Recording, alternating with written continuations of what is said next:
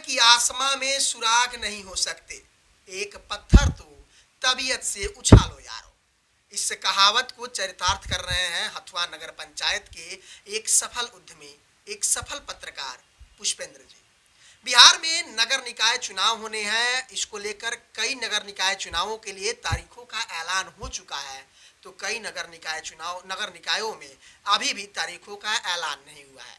इन्हीं में से एक है हथुआ नगर पंचायत, जहां अभी तक तारीखों का ऐलान नहीं हुआ है, लेकिन लोग अपनी उम्मीदवारी को लेकर के लगातार ताल ठोक रहे हैं। इसी में से एक पुष्पेंद्र सिंह जी, जो अपने पत्नी को लेकर के भावी अध्यक्ष के प्रत्याशी बनाने को लेकर के हथुआ नगर पंचायत में ताल ठोक रहे हैं। पुष्पेंद्र जी, हमारा सबसे पहला सवाल है कि नेता बनने का ख्याल आपके मन में कैसे आया? आप तो एक सफल उद्यमी हैं, पत्रकारिता क्षेत्र से भी हैं, तो नेता बनने का ख्याल आपके मन में कैसे आया? नहीं, देखिए, नेता बनने का ऐसा कुछ नहीं है। आज जैसा कि आपने बताया कि हम लोग एक पत्रकार हैं और हमारी कुछ जिम्मेदारियां हैं कि हम ज़मीनी स्तर पर जा कर के लोगों की समस्याओं को देखें। जो निचले स्तर पे जहाँ जो है सो कि लोग तरक्की नहीं हो सकी हैं, उन लोगों की समस्याओं को हम पदाधिकारियों के समक्ष, जो सक्षम जो नेताएं हैं उनके समक्ष रखें। मैंने जितना देखा, क्षेत्र में घूमा पत्रकारिता के नाते, मुझे लगा कि कहीं ना कहीं काफ़ी समस्याएं अभी बरकरार हैं और शायद नेता उन समस्याओं तक नहीं पहुंच पा रहे हैं। तो नेता बनने का मेरा कोई ऐसा कुछ नहीं है। बस ये है कि हम लोगों के एक सहयोगी बने और समाज से जुड़ें, ताकि लोगों को, वंचित लोगों को, जो समाज की मुख्य धारा से नहीं जोड़ पाए, जो माली ज़रूरत है वो पूरा नहीं हो पाया। आप पिछले 25-30 साल में हथुआ बाज़ार की बात करें तो कोई ऐसा काम नहीं हो पाया जिसको हम कहें कि हमने तरक्की की है। बस यही है कि थोड़ा सा समाज से आप किन मुद्दों को लेकर के जनता के बीच जाएं? हाँ, देखिए, मुद्दा मेरा कुछ विशेष मुद्दा नहीं है। बस हथुआ में मैं आपको थोड़ा सा पीछे ले चल रहा हूँ। मैं 90 के दशक की बात आपसे कहने जा रहा हूँ, जब मैं मेरे समझ से मैं इंटर या ग्रेजुएशन का विद्यार्थी हुआ करता था। उस वक्त की बात है, हथुआ एक शिक्षा का हब हुआ करता था।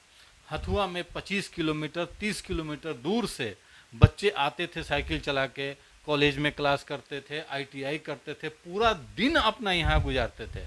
और आप सोच सकते हैं कि अगर 100 छात्र, 50 छात्र अगर हथुआ बाज़ार में पूरे दिन रहें तो कैसा माहौल होगा।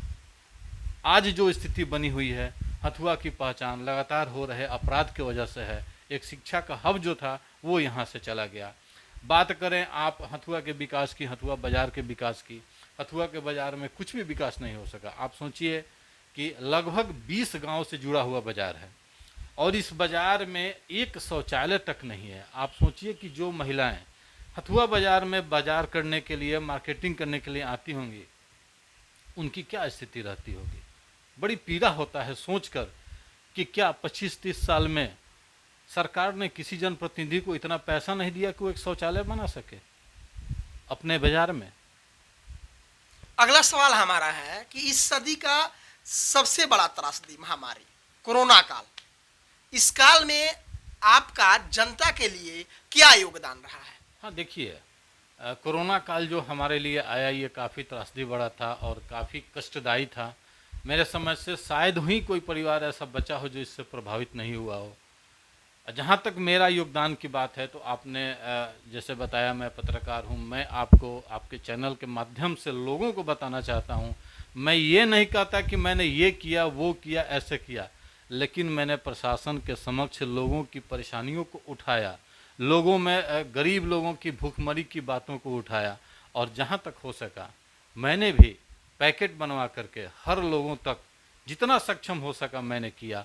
लोगों को अवेयरनेस किया, प्रशासन के जिलाधिकारी के साथ, अनुमंडल पदाधिकारी के साथ के समक्ष हमने लोगों की समस्याओं को, गलियों में, गाँवों में, निचले स्तर में लोगों को परेशानी है, कितने दिनों से लोगों को ढंग से खाना नहीं बन रहा है, इन सारी मुद्दों को रखा ताकि प्रशासन जगे और इन लोगों को सहायता पहुँचे। मेरे समझ से सहायता पहुंचाने से भी ज़्यादा बड़ा काम होता है उनकी परेशानियों को सरकार के समक्ष रखना और सरकार उन पर ध्यान दिलाना। ये एक बहुत बड़ी जिम्मेदारी है, तो इसमें मैंने अपना हर तरह से योगदान किया। पुष्पेंद्र जी, हमारा एक अंतिम सवाल है कि आपके समझ से युवाओं की जो सबसे अहम ज़रूरत है वो क्या है? हाँ देखिए, आपने ये काफ़ी अच्छा सवाल है। जैसा मैंने आपको पहले भी बताया कि हथुआ एक शिक्षा का हब हुआ करता था और हथुआ में किस तरह की परेशानियाँ, आज हथुआ का माहौल क्या है। तो सबसे ज़रूरी चीज़ है, आप देखिए, मैं एक छोटी सी चीज़ बताता हूँ आपको कि सरकारी विद्यालय में कई सारे फंड आते हैं। मेरे समझ से एक छात्र पे सरकार करीब करीब 1,500 से 2,000 रुपये खर्च करती है पर मंथ, लेकिन क्या उसका सुविधा वो छात्रों को मिलता है? नहीं मिल पाता है। तो छात्रों को जो सरकार सुविधाएं दे रही है वो छात्रों तक पहुँचे, ये मेरी प्राथमिकता होगी। और दूसरा सबसे बड़ा प्राथमिकता होगा कि बच्चों को आउटडोर गेम से जोड़ा जाए, ताकि लोग बच्चों में फिटनेस से लेकर के उनको एक नैतिकता का भी विकास हो खेल के माध्यम से। आपको मैं बता रहा हूँ कि जितना ही ज़रूरत एजुकेशन की है उतना ही ज़रूरत नैतिकता का भी है, नैतिक शिक्षा का भी ज़रूरी है। जब तक नैतिकता नहीं आएगी तब तक मेरे समझ से पढ़ाई का और सर्टिफिकेट का कोई महत्व नहीं है। इसलिए सबसे ज़रूरी है कि इसके लिए लोगों को खेल के से जोड़ा जाए।